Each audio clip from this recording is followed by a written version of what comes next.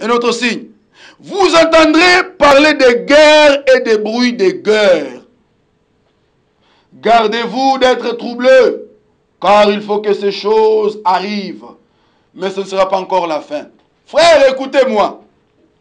Vous savez, il y a d'autres prières que nous devons cesser de faire.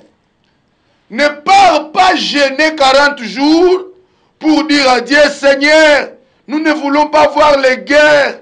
Seigneur, nous ne voulons pas voir ceci. Non, ça c'est ce qui prouve que vous n'êtes pas bien enseigné.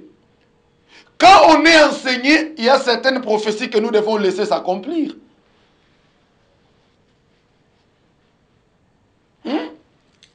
Vous entendrez parler de guerre et de bruit de guerre. C'est ainsi aujourd'hui nous voyons du côté Proche-Orient toujours des tensions. Plus de même 5 décennies. Ceci, cela. Ils ont lancé des missiles. Oui. Ne va pas prier, Seigneur, garde Israël, épargne Israël aux guerres. Non. Dès le premier jour de l'indépendance, le 14 mai 1948, le lendemain de l'indépendance, il y a eu la première guerre, la guerre la guerre israélo-arabe, ou encore la guerre de l'indépendance. Donc, quand Israël était encore un petit, trop jeune, les guerres ont commencé. C'est pour accomplir les chrétiens. Vous entendrez parler de guerre et de bruits de guerre. Quand il dit gardez-vous, qu'est-ce que le Seigneur dit? Il dit gardez-vous d'être troublés. Donc ne vous troublez pas. N'ayez pas de palpitations. Parce que ce sont des choses qui doivent arriver. Il dit car il faut que ces choses arrivent. Mais ce ne sera pas encore la fin. Qu'est-ce qu'il dit? Une nation se lèvera contre une nation. Nous voyons aujourd'hui une petite nation qui veut attaquer une grande nation dont j'étais les noms, qui le surpasse en taille et en superficie. Vous allez voir la Chine qui concurrencie les États-Unis sur le plan économique. Vous allez voir une autre nation qui se lève contre une autre nation. Mais en dépit de tout ça, une nation se lève contre nation. C'est une prophétie qui cache le mystère de Christ. Qu'est-ce qu'il dit encore là? Il dit, une nation se lèverait contre une autre nation, un royaume contre un autre royaume. Oh! Bien-aimé dans le Seigneur, de même que selon le plan prophétique, ou bien selon le calendrier de l'humanité, comment les nations se sont succédées. Nous avons connu Égypte comme la grande puissance. À un moment, nous avons connu Babylone comme la grande puissance. Succédée par l'empire grec. Non, succédée par l'empire Mède-Perse.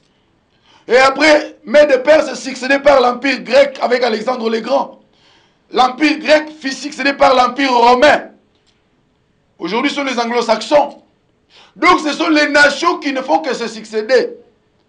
Et quand nous arriverons bientôt dans les gouvernements de l'Antichrist, dans les royaumes de l'Antichrist qui va dominer le monde, un autre royaume va s'élever contre le royaume du diable, qui sera incarné dans les gouvernements mondiaux. Ça sera bel et bien le royaume de Christ. Parce qu'il est écrit, j'ai vu une pierre qui descendait de la montagne, sans le secours d'aucune main. Et cette pierre est venue frapper les pieds de la statue. Parce que nous sommes déjà à l'âge du pied. À l'âge du royaume du pied. Maintenant, cette pierre vient frapper les pieds. Les orteils d'argile de fer furent frappés. Et cette pierre elle-même est devenue une grande nation, un grand royaume qui a rempli toute la terre. Là aussi, c'est aussi la prophétie de Jésus-Christ. Le royaume de Christ qui va succéder au royaume du diable sur cette terre. Et ce royaume-là ne sera pas remplacé par un autre royaume. Aujourd'hui, nous voyons l'Empire américain manifester certaines faiblesses. Vous avez vu, ils se sont retirés dans les territoires afghans. Après des décennies de guerre, aujourd'hui, les talibans ont pris le pouvoir en Afghanistan. Les États-Unis se sont retirés. Ce sont déjà les crevasses de fissures, des faiblesses que l'Empire américain est en train de nous présenter, que peut-être bientôt il sera succédé. Mais le royaume de Christ n'aura pas de fin. Ce royaume va conquérir le monde entier pour que lui-même ne soit pas succédé par un autre royaume.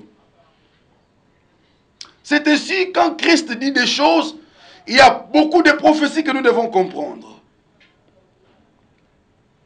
Il dit, une nation se lèvera contre une nation, un royaume contre un autre royaume.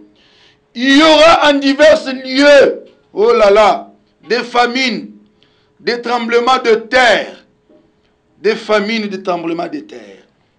Tout cela, alléluia, que le Seigneur nous bénisse. Tout cela ne sera que le commencement de douleur, les tremblements de terre, les éruptions volcaniques, les tsunamis, tout ce qui est en train de se faire. Ce sont des choses qui doivent arriver. Déjà, il y a des tremblements de terre qui se font, les inondations qui se font par-ci, par-là. C'est ainsi, en collaboration avec notre directeur des programmes, nous vous proposons de suivre un peu les images que nous vous avions promis.